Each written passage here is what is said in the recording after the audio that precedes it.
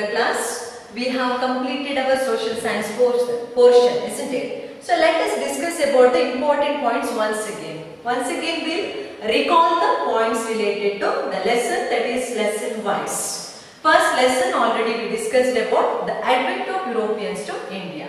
So what is the important points related to advent of Europeans to India? Once again we'll recall the points. And the first comes, that is mention the Indian spices which had great demand in Europe. Which are the spices which had great demand in European market? So already you know which are the important spices. The spices like pepper, cardamom, ginger and other important spices. So let us discuss. Before that, remember one thing, you have to open the notebook, not the social science notebook. Separate, keep one separate book for revision. Take down the points whatever discussed in the class. It is very useful for your multiple choice question as well as one word question answers. That's why you have to concentrate on these particular questions. That's why first keep one notebook for revision work and take down whatever points discussed in the class and whatever written in the blackboard. Remember. So first about the spices which had great demand in Europe, that is, first one is pepper, second one cardamom, and one more is ginger. So not only these three, there are so many spices that had great demand in European countries. Because you already know that why it has a great demand in European countries, because European countries are the cold countries. And in these cold countries there is a great demand for hot spices. Second question, which city is known as Gate of European Trade? Which city is famously known as Gate of European Trade? Constantinople. Constantinople is famously called as Gate of European Trade. So take down the question. Constantinople is famously called as the gate or the gateway of. Remember, gate or gateway, one and the same. Gate of European trade. Why Constantinople is famously called as Gate of European trade? Because it is only one land route. There was no other land route was existed during that period. In this land route, trade was taking place between the western countries and the eastern countries. Eastern countries, especially the Asian countries. So that's why it is famously called as Gate of European Trade or Gateway of European Trade. Remember, Constantinople, that is belong to Eastern Roman Empire, that is famously called as Byzantium Empire. So third question, who had gained monopoly over trade in Asian countries? We already discussed that this city, that is famous city called Constantinople, through which the trade was taking place between western countries, that is European countries, and the eastern countries.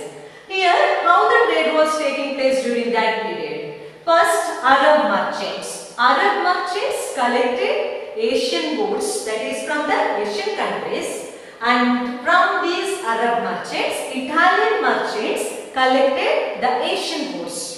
After collecting that goods, then they sold it in the European countries, that is through the city called Constantinople. Then which city or which place is famously called as, or who gained monopoly over the trade, especially in Asian countries? Remember, in Asian countries.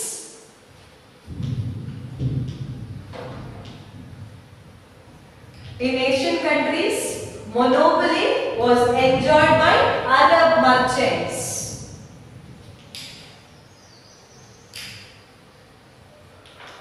So monopoly is full control. No others here to control the trade. Here Arab merchants, they collected Asian goods from the Asian countries. In this way, Arab merchants gained monopoly over Asian countries related to the trade. Here everything is related to trade itself. That's why monopoly was enjoyed by the Arab merchants over the Asian countries. So next question, who had gained monopoly over trade in Europe?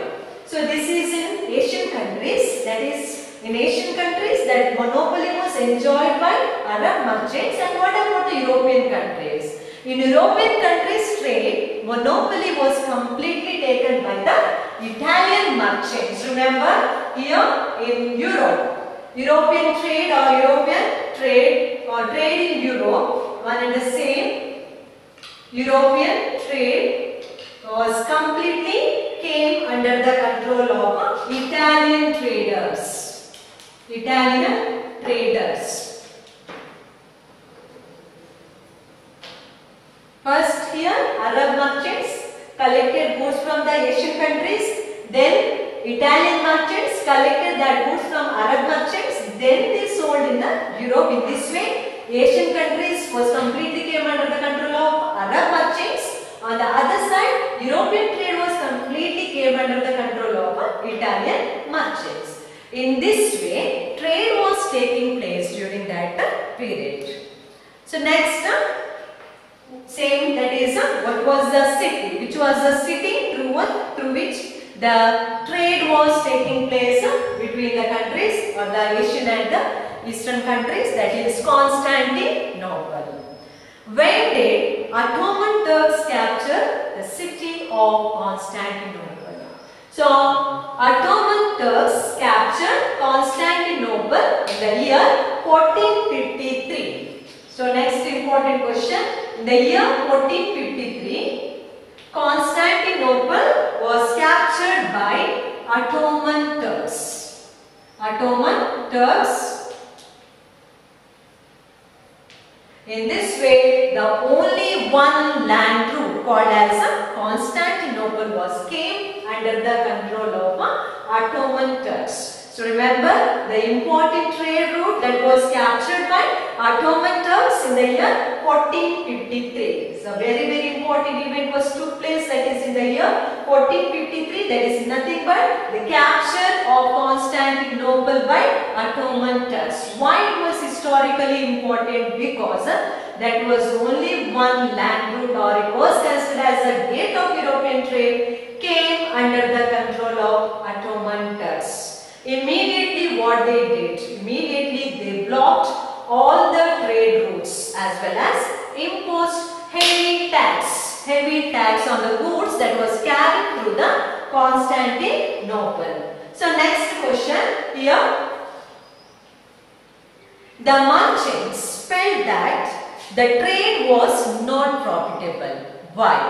What was the reason for the feeling of merchants that earlier, that is especially Italian merchant, earlier the trade was profitable but now it was not profitable. Then what was the reason? The main reason was in the year 1453, Ottoman Turks captured Constantinople. So later, after capturing Constantinople, they started, that is Turks, started to impose or levying too many taxes on the goods that was carried from the place called Constantinople. So that's why the merchants now felt that it was not profitable. Constantinople was captured by Ottoman Turks and imposed heavy taxes, that was the taxes on the goods that was moving from that places. In this way, the trade or this whatever trade activity became unprofitable for the merchants. That was the main reason. The merchants felt that the trade was not profitable. Why? The reason was the Turks started levying too many taxes on the goods passing through Constantinople routes. That's why, because of before that it was free trade. Now it was not free trade. Because of the tax, the trade become unprofitable, not profitable to the people or the traders, Italian traders. So next question, how Spain and Portugal were attempting to break the monopoly of Italian traders. Before the capture of Constantinople, here I already told that Arab merchant gained monopoly over Asian countries, that is especially over the trade. On the other side, Italian traders, they gained monopoly over trade in European countries. So whole European trade was controlled by whom? Controlled by the Italian traders. It was not tolerated by the other European countries. Which are the other European countries? The European countries like Spain and Portugal. So here the Spain and Portugal were not tolerated by these monopoly of Italian merchants over the European trade. So how Spain and Portugal were attempting to break the monopoly of Italian traders by encouraging sailors or the navigators. They encouraged courageous sailors.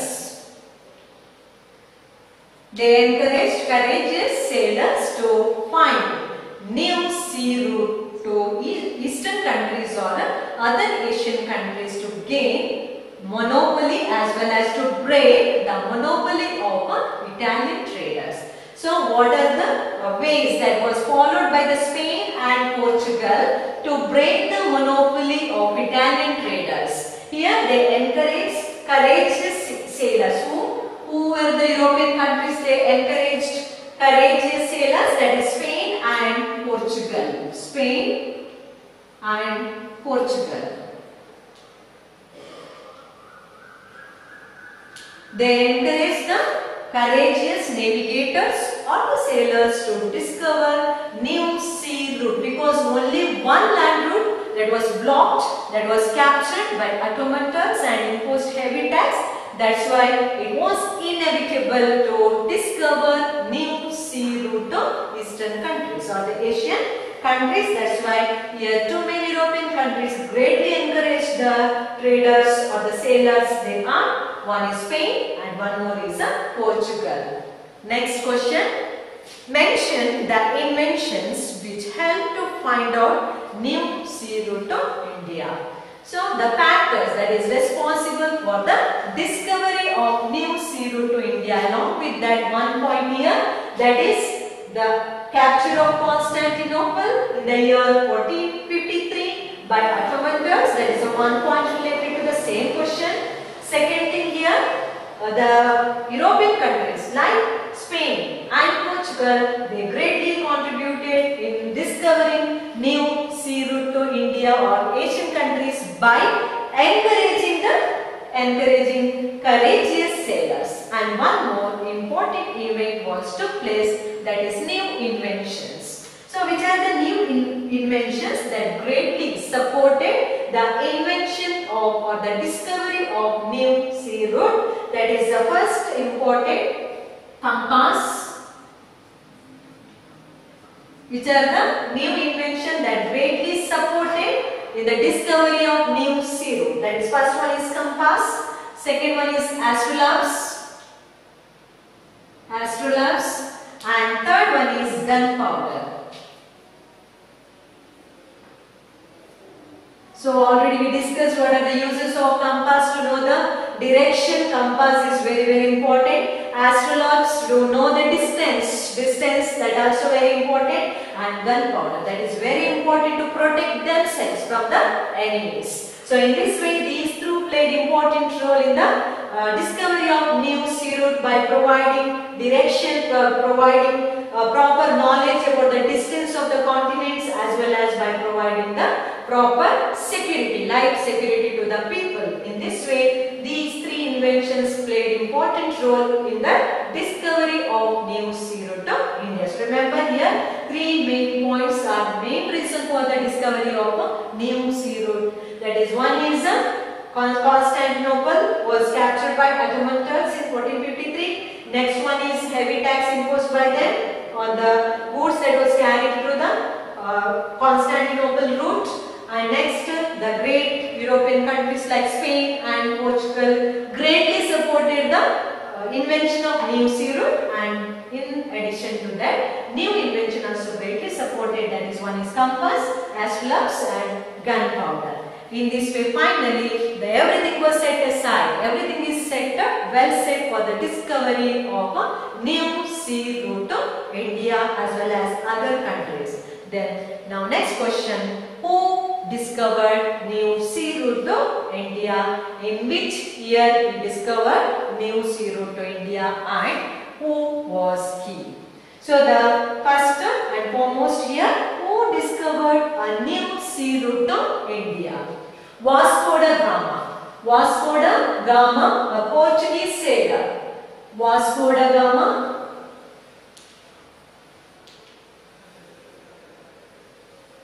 Portuguese sailor, discovered new sea route to India in the year 1498. Portuguese sailor in the year 1498. Common era. Common era. So remember, who discovered new sea route to India? Vasco da Gama, greatly encouraged by the King of Portugal. In this way, he greatly supported and started his journey and discovered new sea route to India in the year 1498. CE means common era.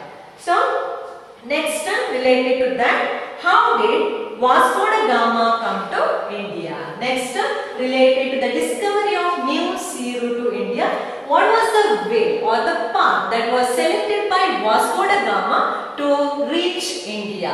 Because before that, so many sailors or the navigators came to India, and same route was followed by Vasco da Gama, and finally he was successful in discovering new sea route to India. So how did Vasco da Gama come to India? Vasco da Gama, first he left Lisbon, capital of Portugal. So he first left Lisbon and finally reached, that is what is the same, Bartolomé Dias. Which route he was followed? In the same route he was continued and crossed the southernmost tip of South Africa, and finally reached the place called Kapadu near Calicut in the west coast. Calicut in the west coast in the year 1498. So how did he start his journey of discovering new sea route to India? First he left Lisbon, the capital of Portugal, and next he reached the southernmost tip of Africa. He crossed that and finally reached a place called Kapadu near Calicut. Now it is called as Kozhikode. Kozhikode is the new name of Kapadu, that is the place that is in Calicut. And in this way, that is in the west coast, south-west coast of India.